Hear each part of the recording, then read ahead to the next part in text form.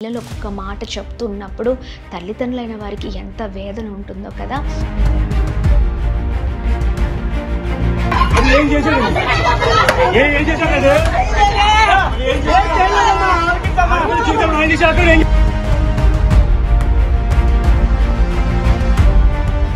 Praise the lord అండి.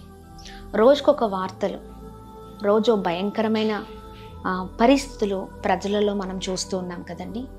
ఎన్నో విషయాల్లో అసలు ఆ మాటలు వింటున్నప్పుడు లేదా చూస్తూ ఉన్నప్పుడు ఎవరైనా చెప్తూ ఉన్నప్పుడు అసలు ప్రపంచం ఏమైపోతుందో అర్థం కాని పరిస్థితులు,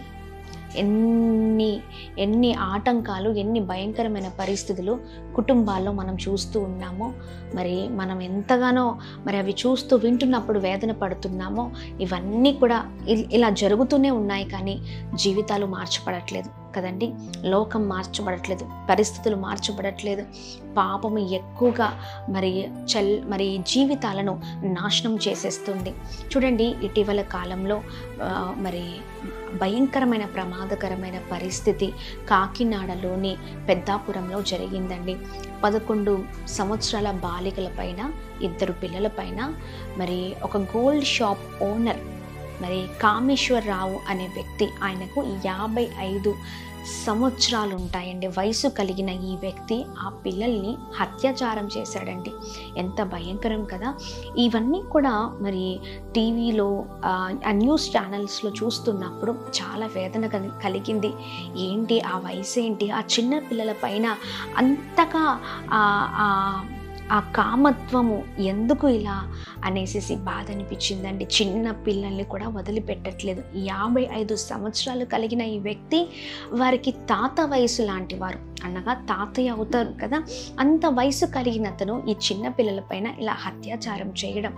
చూడండి, పిల్లలు స్కూల్కి వెళ్ళి వస్తున్న క్రమంలో ఈ 2 పిల్లల పైన మరి ఆ షాప్ ఓనర్ ఎవరైతే ఉన్నారో ఆయన వారిని పిలిచి, రోజు వెళ్తూ ఉండడం రావడం గమనించిన ఈ వ్యక్తి వారిని పిలిచి ఒక మాట అన్నాడంట అండి, మీకు చాక్లెట్స్ కొనిస్తాను, మీకు డబ్బులు ఇస్తాను. పిల్లలు వాటికి ఆశపడి మరి అతను చెప్పిన పని చేయడం, అది నిజంగా ఎంత భయంకరం అంటే, పిల్లలు ఒక్కొక్క మాట చెప్తున్నప్పుడు తల్లిదండ్రులైన వారికి ఎంత వేదన ఉంటుందో కదా.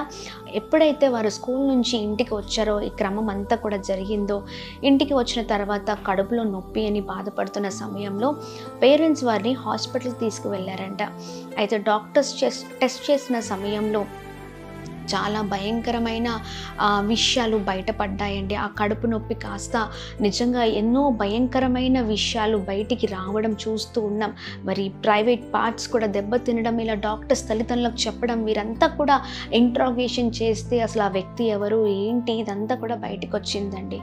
ఎంత భయంకరం అండి. చూడండి, పరిస్థితులు ఏమైపోతున్నాయి. రోజుకొక్క వార్తను వింటున్నప్పుడు అసలు ప్రజల ఆలోచనలు ఎలా ఉంటున్నాయో కూడా అర్థం అవ్వట్లేదు. పెద్దవారిలో కూడా అదే చెడు ఆలోచన, అదే పాపపు ఆలోచన, పిల్లల్లో అదే పాపపు ఆలోచన, యవన వయసు కలిగిన వారికి అదే పాపపు ఆలోచన.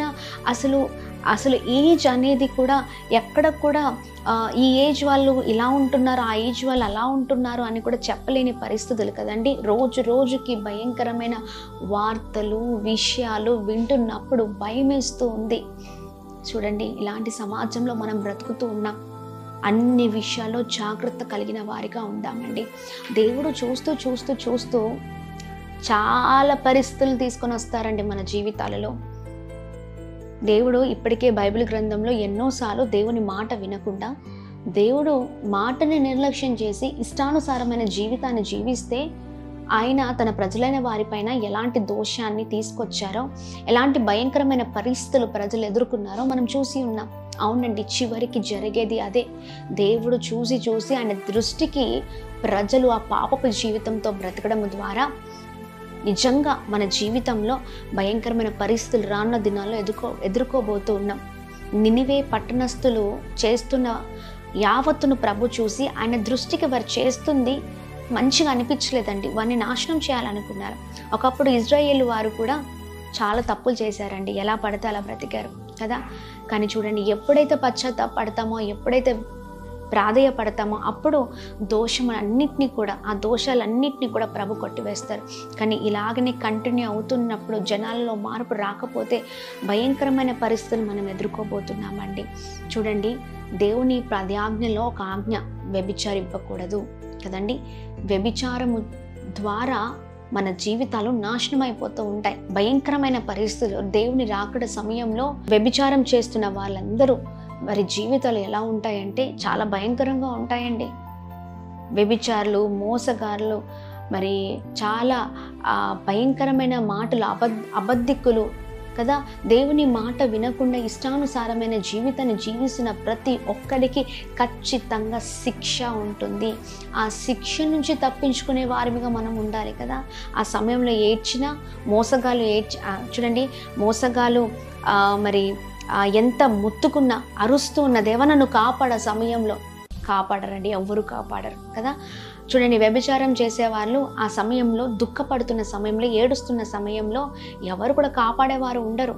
ఇలాంటి పరిస్థితులు మనం రానున్న రోజుల్లో మనం చూడబోతున్నామండి. ఇలాంటివన్నీ ఎదుర్కోబోతున్నాం. రోజు రోజుకి ప్రపంచంలో పాపం ఎక్కువైపోతుంది. ఇవన్నిటినీ దేవుడు తొలగించలాగున, ప్రజలు అలాంటి భయంకరమైన పాపపు ఆలోచనలు పోవులాగున మనం భారం కలిగి ప్రార్థన చేద్దామండి. విన్నప్పుడు బాధపడడం కాదు, లేకపోతే చూస్తున్నప్పుడు మనం వారి పట్ల సానుభూతి చూపించడం కాదు, ఇవన్నీ కాదండి. ప్రార్థిద్దాం. ప్రార్థన ఈ సమయంలో, ఈ అంత్యకాల దినాల్లో మనము చేసే ప్రార్థన ఎంతో అవసరమై ఉంది. పాపపు జీవితాల నుంచి ప్రజలు విడిపించబడాలి. అలాంటి ఆలోచన కలగచేస్తున్న అపవాది కాడి యేసు నామములో విరిగిపోవాలి. భారం కలిగి ప్రార్థించండి. ఇలాంటి సంఘటనలు ఇంకా మనము చూడకుండా వినకుండా అన్ని విషయాలు ప్రభువే కృప చూపించాలని, ప్రతి విధమైన వాటి నుంచి ప్రజల్ని ప్రభు విడిపించాలని మనమందరం కలిసి ప్రార్థన చేద్దాం. ఇంకా భారము కలిగి ప్రార్థన చేద్దాం. మన పైన ఇవన్నీ చూస్తున్నప్పుడు ఇంకా భారం ఎక్కువ పెరిగిందండి. ప్రార్థన చేద్దాం. దేవుడే గొప్ప కార్యం చేయును కాక. Praise the lord.